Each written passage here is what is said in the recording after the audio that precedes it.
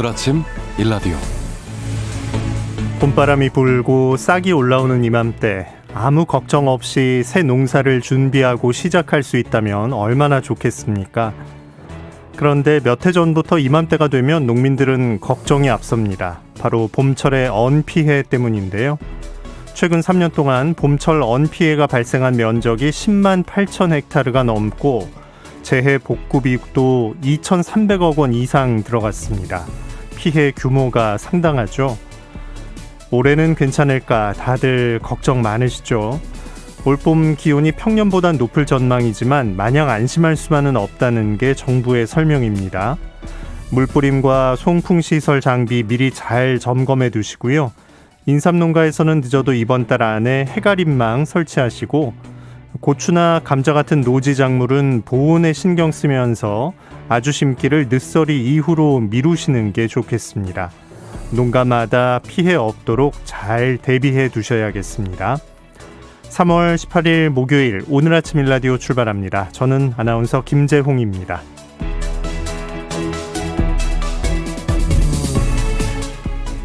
오늘 아침 일라디오 여러분과 함께 만들어가는 시간입니다. 유튜브에서 KBS 일라디오 공식 채널을 검색하시면 채팅창 마련돼 있고요. 생방송을 보고 들으면서 함께 하실 수 있습니다. 방송 들으면서 궁금한 점 또 전하고 싶은 의견 있으시면 단문은 50원, 장문 100원 드는 유료 문자 샵 9730으로 보내주시기 바랍니다. 자, 오늘 목요일 세상의 모든 농수산물 퀴즈 새농퀴 마지막 힌트가 나가는 날이죠. 오늘의 힌트 잘 들어보시고 정답 아시는 분들은 단문 50원, 장문 100원 드는 유료 문자 샵 9730으로 주시면 됩니다. 정답 맞춰주신 분들 가운데 20분을 추첨해서 농촌진흥청에서 제공하는 웰빙 혼합 잡곡 세트, 경기 농촌 융복합 산업 인증 제품인 사과즙 세트, 모바일 커피 교환권 등 다양한 선물을 드리도록 하겠습니다. 자, 이번 주 새농퀴 그 마지막 힌트 지금 나갑니다.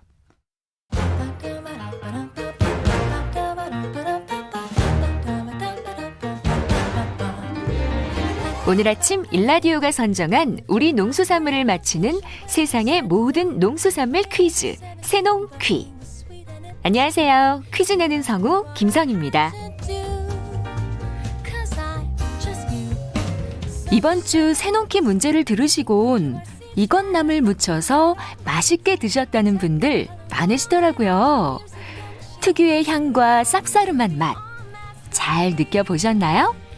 우리나라에서 자생하는 이것은 약 60여 종이 있는데 그중에 24가지 정도를 우리가 식용으로 활용하고 있습니다. 이것의 잎은 종류에 따라 모양이 다른데요. 참 이것과 곰 이것은 잎이 넓은 편이고 미역 이것이나 개미 이것은 쐐기 모양을 하고 있습니다. 이것을 고를 때는 잎이 밝은 연녹색이면서 시든 것 없이 생생한 것이 좋고요. 잎의 뒷면을 봤을 때 윤기가 흐르는 것, 그리고 줄기 끝이 붉은색을 띠는 것을 보고 고르시는 게 좋습니다. 한 가지 더 알려드리자면 요리하고 남은 이것은 씻지 않은 채로 비닐팩에 넣어서 입김을 취취 하고 불어주세요. 그 채로 밀봉해서 냉장고 신선실에 두면 2, 3일 정도는 싱싱하게 보관이 가능하다는 것 기억하시면 좋을 것 같습니다. 자, 취취 하는 소리가 절로 나는 이 나물, 이것은 무엇일까요? 정답 아시는 분들은 단문 50원, 장문 100원이 드는 유료 문자 샵 9730으로 보내주세요. 20분께 행운의 선물을 드립니다.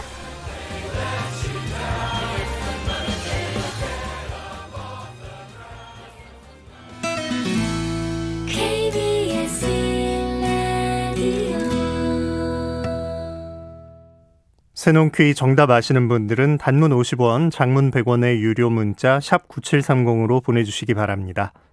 농수산 뉴스로 이어갑니다.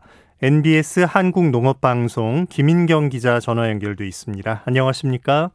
네, 안녕하세요. 네, 요즘에 LH 사태 관련해서 나라가 떠들썩한데 이 농지를 투기 수단으로 악용한 사례잖아요. 현행 농지제도의 개선이 필요하다 이런 목소리가 높죠.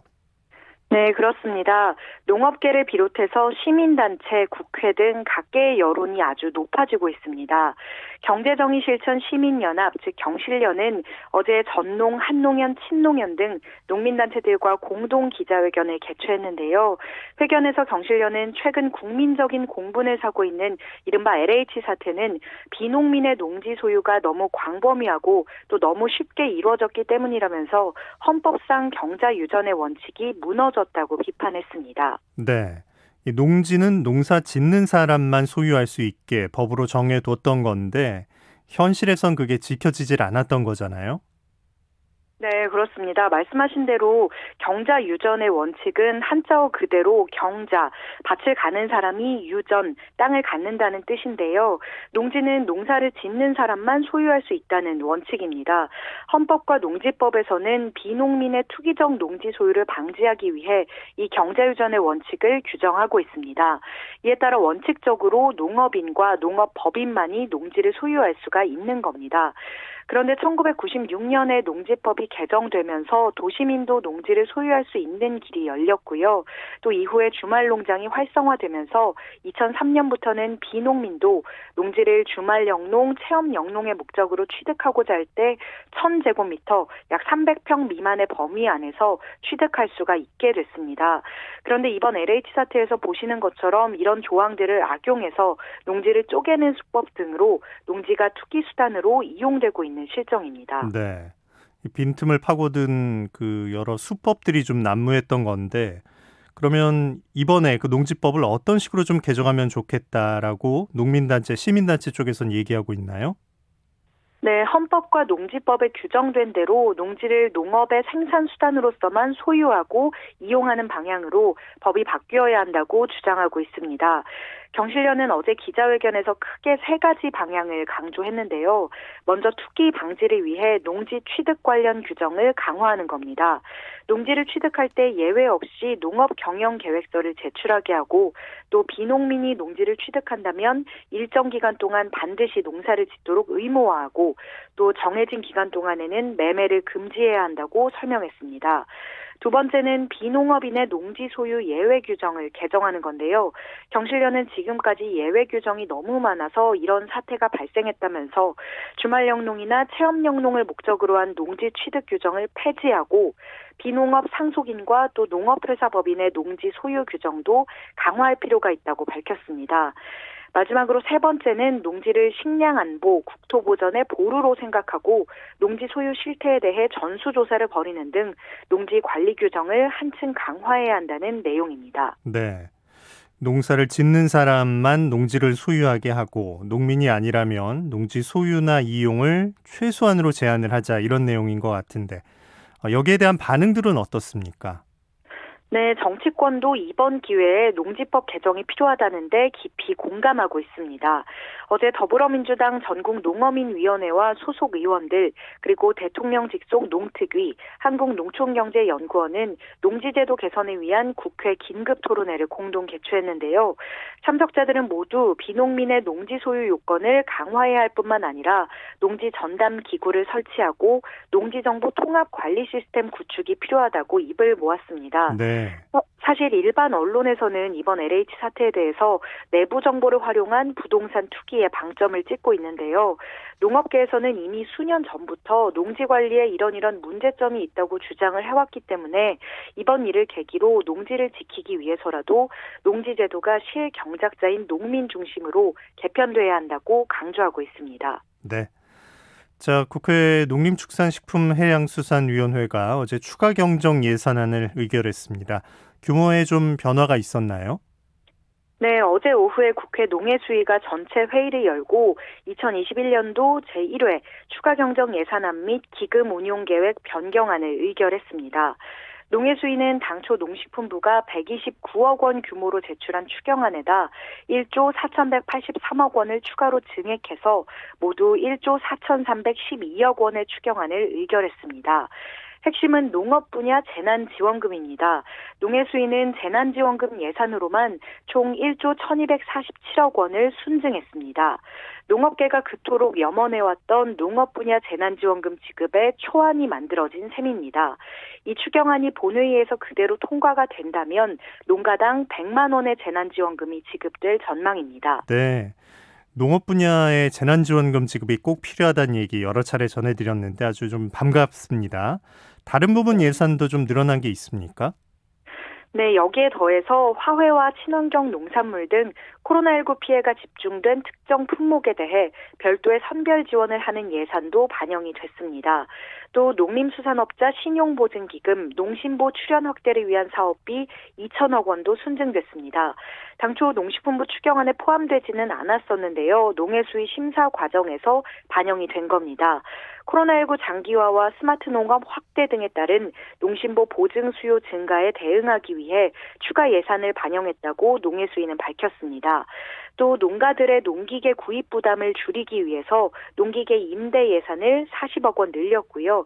친환경 농업 확대를 위해 비료 지원 사업 예산을 211억 원 증액했습니다. 네. 아까 그대로 통과된다면이라고 하셨는데 다음 일정이 그럼 어떻게 되는 건가요?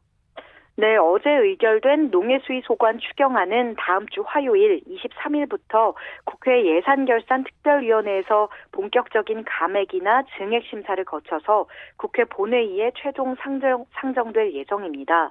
물론 이 예결위 심사에서 감액될 가능성도 있지만 농해수위 차원에서 농업 분야 재난지원금 지급에 토대를 만들었다는데 의미가 있다고 할 수 있겠습니다. 네. 농업계의 희소식으로 좀 쭉 이어졌으면 하는 바람이 생기네요. 네. 끝으로 다른 소식 알아보죠. 정부가 시장에 쌀을 추가로 공급한다고요? 네, 맞습니다. 저희가 농수산 뉴스 시간에도 몇 차례 전해드렸는데요. 지난해 쌀 생산량이 줄어서 가격 상승세가 지속된 데 따라 정부가 총 37만 톤 범위 안에서 정부 양곡을 풀기로 결정한 바 있습니다. 그 수급 안정 대책의 일환이고요. 이미 1, 2월 중에 정부 양곡 17만 톤을 시장에 방출했었는데 이번에 10만 톤을 추가로 또 공급할 예정입니다. 이번에 공급하는 쌀은 2019년산이고요.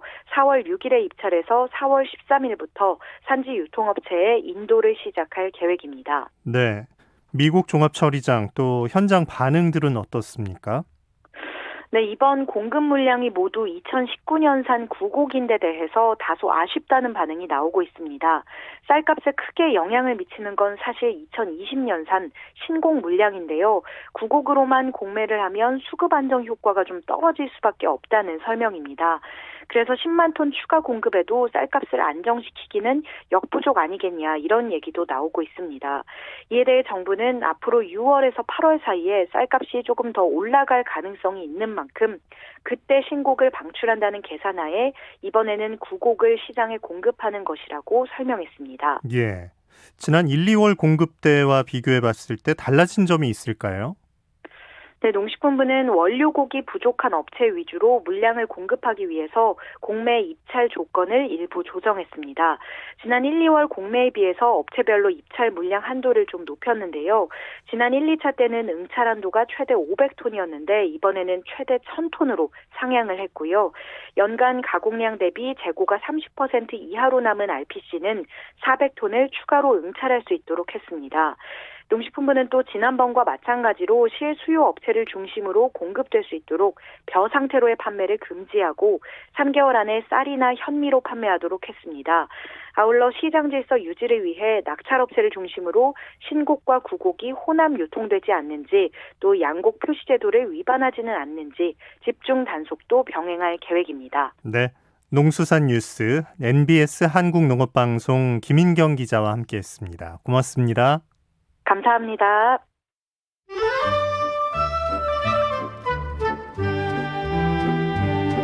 아침을 깨우는 정겨운 이야기가 있습니다. 매주 월요일부터 토요일 오전 6시 15분 KBS 오늘 아침 일라디오. 농부들의 입에서 입으로 전해지는 귀한 음식 이야기가 있는 시간 자연밥상 입맛음식가인 하미현 대표와 함께합니다. 안녕하십니까? 네, 안녕하세요. 네, 진짜 기온이 많이 올랐어요. 꽃도 곳곳에 네. 피고 낮에는 또 이제 졸음이 쏟아질 정도로 봄이 가까이 왔다는 걸 느낄 수 있는데 이럴 때 좋은 식단 뭐가 있을까요? 저는 아무리 뭐라 해도 이 3월에 정말 우리의 맛의 종을 울리는 것은 정말 그 향긋한 쓴맛을 주는 나물이라고 생각하거든요. 네. 이 봄철 특히나 정말 이 춘곤증이 저도 요즘에는 한 밥 먹고 2시 반에서 4시간이 정말 이 킬링 타임, 정말 이 시간을 어떻게 잘 보낼까를 고민하게 되는데 네. 이때 꼭 드셨으면 하는 것이 이 봄철 나른한 춘곤증을 해소해주기 좋은 것이 이 봄나물의 등 영양소들에 충분히 들어있거든요. 네. 그리고 우리의 면역력도 이 봄 때 잘 챙겨 먹어야 1년에 잘 날 수 있으니까 이 특유의 쌉싸름한 맛이랑 몸도 입맛도 깨워주는 우리의 그 향긋한 쓴맛을 오늘 소개하겠습니다. 예. 맞아요. 사실 뭐 어떤 걸 먹으면 내 몸이 좀 무거운지 이제는 좀 알잖아요. 근데 이제 특히 봄철에 자칫 그쪽으로 빠지다가는 진짜 면역력 떨어질 수 있죠. 봄나물을 꼭 챙겨 먹어야겠는데 그 화전민들의 산나물 입맛 음식 이야기 위주로 전해주고 계시잖아요. 그 네. 농부님의 음성으로 산나물 소개를 먼저 듣고 오늘 순서 시작해 보겠습니다. 요건 묵나물로 많이 먹는 건데 말렸었다가 이제 겨울에 먹는 건데 요것도 뭐 그래가지고 밥도 해 먹고 나물밥 해 먹고 무쳐도 먹고 똑같아요. 먹는 거. 요게 망토대. 요것도 이게 살짝 데쳐서 이제 밥도 해 먹고 나물도 해 먹고. 요거는 개똥수. 차를 끓여 먹기도 하고 요즘 그냥 먹기도 해요. 요거를 그냥 이제 데쳐가지고. 개똥쑥을 그냥도 이제는 먹는군요. 사실은 우리는 이제 개똥쑥은 이제 약으로 먹기도 하고, 우리 왜 말라리아 퇴치법으로도 그 개똥쑥을 활용했다 그러잖아요. 예. 근데 실은 이렇게 바로 먹는 경우는 못 봤는데, 우리 강원도 하전민 출신이었던 우리 강태현 농부님을 따라 산을 올라갔다 오니까 정말 한 길을 그냥 무심히 갈 수가 없더라고요. 다 먹을 거리인데 우리 거기가 눈에는 나물 다 잡혀있거든요. 전시장이네요. 예. 네. 그래서 개똥쑥도 그렇게 드시는 방법이 있었고, 그 외에도 한 40-50가지의 그 나물법들을 어머니와 아버지로부터 입에서 입으로 배워왔던 것들을 지금도 잘 기억하고 계시더라고요. 아유, 저 박사님이시네요. 예. 네. 이름과 모양을 구별하는 것에다가 이제 어떻게 먹는지까지 다 알고 계신 거잖아요. 네. 이야, 이렇게 봄 되면 정말 그 산나물 보면서 그거 이제 어떻게 먹을지 이렇게 전해주는 재미도 있으시겠어요. 그렇죠. 저도 저번에도 우리가 잠깐 듣긴 했지만, 네. 이 나물법을 다 기억하시려고 이 산나물 타령을 그냥 노래처럼 그렇죠. 기억을, 우리도 옛날 구구단을 노래처럼 부르던 것처럼 네. 나물법을 사실 기억하는 건 예전에 산에 의지해 살았던 화전민들 입장에서는 사실 생명과 연결되는 거잖아요. 네. 사실 이게 독초인지 이게 먹는 건지 약초인지 이런 것들을 기억하는 것 자체가 정말 살아가는 것에 너무 중요한 거다 보니 이렇게 타령까지 부르면서 기억하고, 또 그거를 또 아래 그 자식이라든지 또 만나는 우리 같은 이런 요리하는 사람이든 아니면 이런 나물에 관심 있는 분들한테 또 이렇게 입으로 이어지고 계셨습니다. 네. 사실 겨울에서 봄으로 바뀌면 이제 밖에 좀 나가고도 쉽고, 근데 때마침 나물이 올라오니까 채집도 하고 또 요리법도 다시 한번 되새기는 그런 시간이었던 것 같은데, 또 봄에 빼놓을 수 없는 산나물 중 하나가 취나물이잖아요. 그중에도 네. 며느리 취를 가지고 만들어 먹었던 입맛 음식이 있다고요. 네, 이 한국에는 이 취 종류도 굉장히 많잖아요. 그 중에서 저도 이번에 배웠던 게 이 며느리 취로 해먹는 음식인데, 며느리 취는 처음에 봤을 때는 모양이 약간 취나물과 비슷하게 정말 생겼어요. 근데 약간 원래 우리가 항상 마트나 아니면 쉽게 접하는 취나물 모양보다는 조금 더 얇다 그래야 될까? 근데 그 맛은 향이나 이런 것들은 좋아서 많이들 해드셨다 그럽니다. 그래서 제가 배운 방법은 이 며느리치도 이렇게 쏭쏭쏭 썰어서 살짝 데친 이제 나물을 쏭쏭 썰어서 거기다가 이제 여기 항상 드시는 수액으로 담은 막장 이런 거 있거든요. 네. 아니면은 집간장 이런 거를 살짝만 넣어서 손으로 이렇게 잘 조물조물해서 나물에 맛을 배게 한 후에 밥을 할 때 위에다가 물 잡을 때 위에다 같이 올리는 거예요. 그렇게 해서 우리 곤드레밥 해 먹듯이 이 며느리치 나물밥을 해 먹으면 정말 이렇게 뚜껑을 여는 순간 정말 취의 향긋한 향이 나오는 나물밥이 되고요. 야, 그리고 금방 또 잠깐 입말로 말씀해 주셨지만 그 묵나물로 해 넣었던 거, 이 취는 생으로 먹는 것도 맛있지만 저도 해 먹어 보니까 이렇게 약간 묵혀 놓으면 향이나 그 맛이 좀 더 강해지는 것 같더라고요. 네. 그래가지고 이 묵힌 나물, 말하자면 묵나물을 데쳐가지고 아까처럼 약간 조선간장이나 아니면은 그 막장을 활용해서 무쳐서 드시면 맛이 아주 그 고수하면서도 그 향이 좋은, 그리고 약간은 쫀득하게 먹을 수 있는 나물이 완성됩니다. 네. 이 농부들 입장에서는 잡초 뽑는 게 큰 일인데 이제 네. 어떻게 봤을 땐 그걸 캐다가 또 나물로 해서 먹는 경우도 있었더라고요. 네, 사실은 뭐 대부분 산나물들이 그렇지 독성이 없는 것을 잘 골라서 식탁에 올리면 모든 게 맛 좋은 제철 반찬이 되곤 한다고 해요. 그 중에서 이제 정말 우리 눈에도 많이 보일 수 있는, 지금도 여러분들 약간 뒷상감을 보일 수 있는 것 중에 하나가 망초대거든요. 네. 그래서 이 망초대도 마찬가지로 무쳐서도 먹고 쪄서도 드시고 밥으로도 드시고, 그래서 실은 이제 한국의 이 나물법은 정말 어디에 비교를 하더라도 이렇게 다양한 이 채소로 해먹는 음식법이 있나 할 정도로 다른 나라 요리사들도 굉장히 놀라는 음식법이거든요. 네. 많거든요. 그래서 그 중에서도 이 망초대는 말씀하신 것처럼 우리가 잘 캐서 나물로 해먹을 수 있는 풀 중에 하나입니다. 예. 망초대. 네. 이걸로도 밥을 지어 먹을 수도 있고 또 무침도 해 먹고 이랬겠네요. 지금 생각하면 왜 이렇게 다 밥을 많이 드셨나 생각하면 실은 이제 강원도 같은 경우는 이 쌀이 많이 나지 않다 보니까 네. 지금은 이제 탄수화물 걱정하고 이러느라고 쌀 양을 오히려 줄여서 밥을 먹는다고 그러지만 나물을 이렇게 많이 넣어서 드시면 사실 이제 채식하시거나 또 건강 생각하는 분은 일부러 그렇게 드시지만 실은 이렇게 밥으로 많이 넣었던 이유는 이제 밥은 조금 넣고 이제 배를 불리기 위해 일단 좀 이 섬유를 양을 가득한, 늘려보자. 예. 그렇죠. 그런 어떤 사연이 있는 건데 네. 지금 먹어보기엔 이 봄에 탁 먹는 약간 샐러드 같은 밥 같다 생각이 들 정도예요. 맞아요. 네.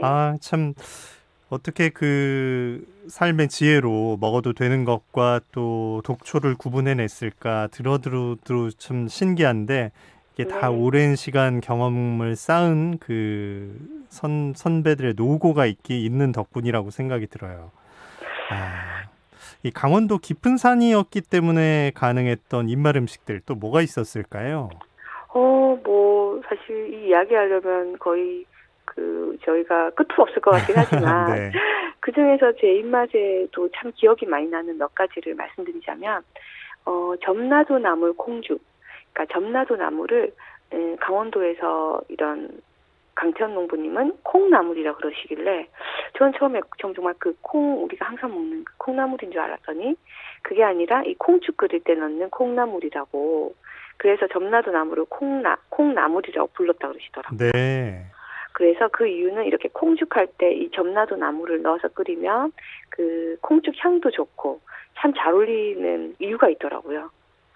그래서 이 콩을 그 작년 가을에 잘 키워서 가지고 계시던 거를 콩을 불려가지고 이렇게 갈아가지고 갈아가지고 그다음에 우리 왜 꼭 비지국 끓여 먹듯이 있잖아요. 네. 그냥 콩을 그 껍질 벗긴 콩을 그대로 그냥 약간 소금물 끓이는 거에다가 콩을 넣고 잘 끓이면은 이제 콩향이 가득한 이제 약간 콩국과 약간 그 비식국의 중간이랄까요?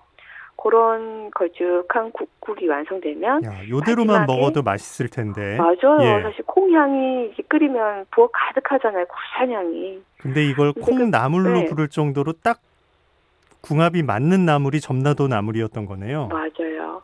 그래서 이제 점라도 나물 실은 우리 주변에서는 참 구하기 요즘에는 없는 우리 몇 가지 나물로 막 계속 먹잖아요.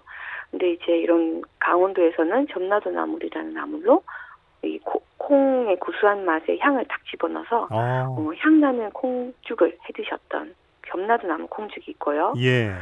그다음에 저는 지금도 이거 한 번씩 여쭤보고 이제 시켜도 먹고 하는데 강원도 특징의 된장은 실은 막장 그러니까 된장은 원래 콩을 이렇게 쏘아서 이렇게 사각형이든 동그랗게 메주를 띄운 후에 소금물에다가 된장 메주를 넣은 후에 물과 그 콩을 분리시키면 콩은 된장이 되고 물은 간장이 되는 거잖아요. 네.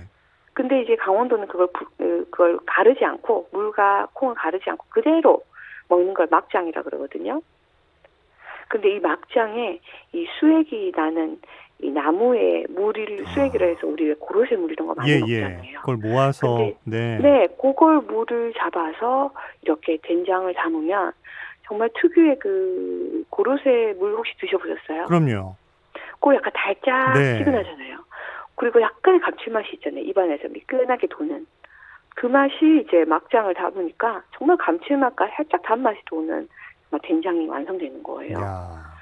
그래서 이 강원도 특유의 막장에 수액을 넣어서 해서 수액 막장을 가지고 이렇게 아까 말씀드렸던 국을 끓이던 나물을 무치든 하면 그 나물의 맛에 배가가 되는 막장 되게 특별했었습니다. 예. 그리고 또 마지막으로는 뚱딴지로 우리 왜 돼지 감자 있죠? 네. 그거를 무김치 담듯이 담으시더라고요. 오. 근데 그게 왜 무는 살짝 무르는데 이 돼지 감자 같은 경우는 약간 아삭아삭 식감이 있어가지고 오히려 씹는 식감이 있어서 저는 또 뚱딴지 김치도 되게 특별했었습니다. 그렇네요. 예.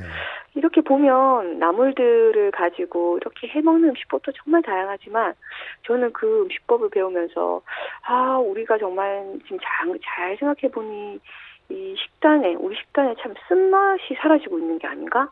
이런 생각이 좀 드는 거예요. 맞아요. 우리가 왜 커피 향이랑 커피의 쓴맛은 굉장히 즐기지만 우리 식단에서는 오히려 건강한 이런 맛있는 쓴맛들을 계속 잃어가고 있는데 실은 이 쓴맛이 있어야 정말 단맛도 선명하게 느낄 수 있는 식단이 완성되거든요. 예. 그래서 올해 봄은 꼭 이 때와 시간을 놓치지 마시고 나물들, 주변에서 쉽게 구할 수 있는 나물들을 가지고 이렇게 다양한 음식법들을 활용해서 간단하게 또 해 드시기를 추천드립니다. 그래야겠습니다. 네. 화전민의 산나물 이야기 재미있게 들어봤는데요. 혹시 그 다른 지역의 나물 입맛 음식 좀 듣고 싶은 얘기 있으면 준비해 주셨나요? 네. 저는 이 정말 때와 시간이라는 게 참 좋은 게 우리도 참 이상하게 겨울 되면 기름진 거 좀 먹게 되고 그리고 약간 봄 오면 살짝 이렇게 쓴맛이든 신맛이든 입을 살짝 시원하게 하는 개운한 맛 좀 찾게 되잖아요. 네. 근데 이게 우리가 이 땅밭인 흙밭에서만 이런 음식법이 있는 게 아니라 제가 갔던 섬마을에서는 특히 제주도 같은 경우 부엉리에서는 해녀분들이 우리가 쓴맛을 찾듯이 바다에서도 이 해초랑 그다음에 해산물인 솜이라는 그 식재료가 있어요. 예. 그 말똥성게라 불리는데요. 이게 보면은 정말 쓴 감칠맛이 강한 해산물이거든요. 그러니까 성게랑 비슷하게 생겼는데 해녀들이 먹는 이 우리가 봄나물 쓴맛 땡기듯이 그때 땡길 때 이렇게 해초를 같이 넣어서 끓여 먹는 솜국이 있어요. 국으로, 야. 네. 근데 먹어보면 정말 이분들이 왜 이 봄 때 이거 꼭 먹어야 된다 하셨던 게 생각이 나는데 딱 그 이유가 됐냐면 왜 쌉싸름하면서도 감칠맛이 가득해서 정말 바다 향도 나고 이러니까요. 네. 나물의 맛과 또 다른 쓴맛이 있더라고요. 야, 강원도에서는 네. 나물을 캐 드시는데 제주에서는 해초와 그 말똥성게로 국을 끓여 드셨군요. 그렇죠. 네. 그래서 정말 때와 시간, 맛의 시간이 있구나라는 생각을 하게 됐고 네. 또 한 가지는 우리 신지도라는 또 섬에 가도 해초들, 톳이라든지 다양한 이 바다의 나물들을 캐서 드시는 음식법들도 굉장히 많고 또 한 가지는 저는 가죽나물은 늘 부각을 해 먹는 방법 이런 걸 알았는데 네. 이 금산 쪽에서는 가죽나물을 가지고 육회를 해서 또 드시더라고요. 왜 육회는 항상 참기름이랑 마늘 넣어서 먹는다 생각했는데 묘하게 그 당기는 맛이 있잖아요, 향이랑. 그래서 이 가죽나물을 썰어서 육회랑 이렇게 같이 버무려서 조선간장 넣고 또 좋아하시는 분은 자시라든지 약간 기름을 둘러 드시면 예. 이 고기의 누린내도 잡아주지만 가죽나물 특유의 향이 고기랑 굉장히 잘 어울려요. 그럼 그 그래서 나물을 가죽나물을 고기랑 먹는? 네. 어느 정도 크기로 먹는 건가요? 왜 우리 육회도 보면 크게 아니고 이렇게 작게 쫑쫑쫑 썰잖아요. 예. 그것처럼 고기 크기보다 더 작게 정말 아. 약간 우리 쪽파 썰듯이 네네. 그렇게 썰어서 같이 드시면 이 나물 향과 고기 향이 제가 정말 이건 설명하기에 정말 아쉬운 꼭 맛보셨으면 하는 네. 이 가죽 나물을 넣은 육회도 있고 또 마지막으로는 경기도에는요 이 왜 고추냉이라 그래서 와사비랑 비슷한 과의 한국 토종 작물이 있거든요. 예. 근데 이 고추냉이는 그 보통 왜 우리가 뭐 생선 회나 이런 거 먹을 때 먹는다고 생각하는데 이 뿌리를 갈아 먹잖아요. 그렇죠. 근데 이 고추냉이 잎도 이제 씹어 먹어보면 정말 그 와사비의 매워요? 우리가 상상하는 네, 고추냉이의 향과 매운맛이 그대로 있어요. 네. 그 매운 잎. 그래서 이 잎을 가지고 우리가 그 약간 아까 말했던 쓴맛과 향이 가득한 나물에 조금 더 얇게 썰어서 조금 섞어 드시면 약간 그 고추냉이가 주는 그 향긋한 향이랑 살짝 매운맛이 도는 샐러드도 드실 수 있을 정도로 특별한 그 나물이 있었습니다. 네. 자연밥상 오늘도 입맛 음식과 함희연 대표와 맛있는 이야기 나눴습니다. 고맙습니다. 네, 감사합니다. 자, 8692님도 예전에 망초 때 나물 말려서 겨울에 많이 먹던 생각이 나네요 라고 보내주셨습니다. 자, 오늘 날씨 어떨지 알아볼까요? 오늘도 일교차가 큽니다. 서울 아침 영상 5도로 시작했는데 한낮엔 18도까지 오르고요. 대전 20도, 광주 21도, 대구도 18도까지 오릅니다. 전국 대부분 지역의 하늘은 맑은 편인데 오후에 구름량이 늘면서 강원 동해안에 빗방울 떨어지는 곳이 있겠습니다. 지금 서울 미세먼지 농도는 보통 수준이고요. 충청 일부 지역과 영남 곳곳에 먼지 농도가 높아져 있는데요. 대기가 정체되면서 중부와 영남 지역 공기는 탁해질 것으로 보이니까요. 호흡기 건강 잘 챙기시기 바랍니다. 오늘 아침 일라디오 함께하고 계십니다. 지금 시각은 6시 46분입니다.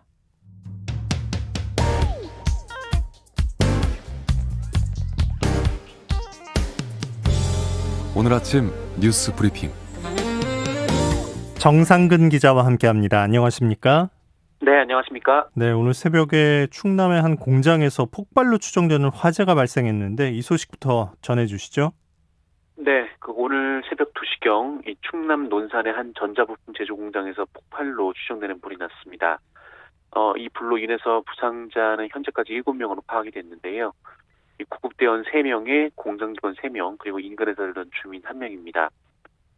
이 구급대원들은 불이 나기 전에 공장에 사람이 쓰러졌다는 신고를 받고 출동했다가 이 때마침 발생한 폭발로 팀 파편에 맞았습니다. 그리고 다친 직원 3명은 이 2명이 중상이고 1명은 경상으로 전해졌고요. 이 공장 안에 다른 직원 1명도 있었는데 아직 소재가 알려지지 않고 있습니다. 이번 폭발로 공장 인근 민가 유리창이 깨지면서 이 주민 1명도 이 유리창 파편에 맞아 다치게 됐습니다. 이 공장 4동은 모두 불에 탔는데요. 이 소방당국은 화재 신고를 접수하고 진화에 나섰지만 이 공장 안에 이 메탄올, 아세트산에틸 등등 독극물과 인화성 물질이 많아서 이 진화에 어려움을 겪었습니다. 현재 화재는 완전 진화가 됐습니다. 네. 자, 미국 애틀랜타에서 총격 사건이 일어났는데 피해자 중에 일부가 한국계로 알려졌죠? 네, 미국에서 또다시 충격적인 총격 사건이 벌어졌습니다. 현지 시간으로 16일 오후 이 조지아주 애틀랜타에서 벌어진 일인데요. 이 일대 마사지 업소 3곳에서 총격이 벌어졌고 총 8명의 사망자가 나왔으며 이 중에 4명이 한국계 여성이었습니다. 숨진 한인 여성의 정확한 신원은 아직 알려지지 않았는데요. 미국에 거주하고 있는 것으로 알려졌지만 우리 국민인지 아니면 한국계 미국인인지 파악되지 않았습니다. 다만 사망자 중 1명은 70대 또 1명은 50대로 알려졌습니다. 총기를 난사한 범인은 21살 백인 남성 로버트 앨런 롱입니다. 업소 CCTV에 포착돼서 사건 발생 3시간 만에 검거됐고요. 이 범행 동기가 정확하게 밝혀지지 않았지만 이 돈을 가져가지 않은 걸로 봐서 아시아계를 향한 징후범죄로 추정됩니다. 이 용의자는 사건 전 자신의 SNS에 우한 바이러스 때문에 미국인 50만 명이 죽었다면서 이 중국과 맞서 싸워야 한다라는 글을 올렸습니다. 네. 지금 세계 곳곳에서 아시아계에 대한 혐오가 그 전보다 좀 더 높아지고 있는 그런 상황이잖아요. 네, 맞습니다. 이 코로나19 팬데믹 이후 특히 미국에서 아시아계를 향한 범죄가 이어지고 있습니다. 국적과 연령을 가리지 않고 아시아계 분들이 피해를 입고 있는데 특히 이 신체적 힘이 약한 노인과 여성이 주된 타깃이 되고 있습니다. 실제로 뉴욕의 경우 아시아계 증오범죄로 체포된 비율이 재작년에 비해서 지난해는 7배나 늘었다라고 합니다. 특히 도널드 트럼프 전 미국 대통령이 아시아계 증오범죄를 부추긴 주범으로 꼽히고 있는데요. 이 코로나19 초기부터 중국 바이러스라고 부르며 이 중국 그리고 아시아계에 대한 혐오를 부추겨왔습니다.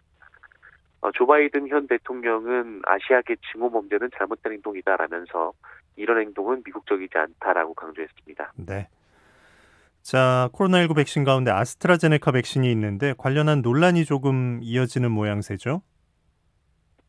네, 그 아스트라제네카 접종 이후에 그 일부 접종자에게 혈전이 발생한 것으로 전해지면서 이 독일과 프랑스 등 유럽 국가들이 접종을 잠시 중단했었습니다.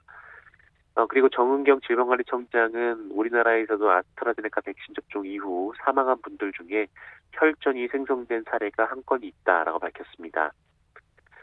하지만 이 혈전이 아스트라제네카 백신과 연관이 있다고 보긴 어렵다는 것이 우리뿐 아니라 전 세계적인 연구 결과인데요.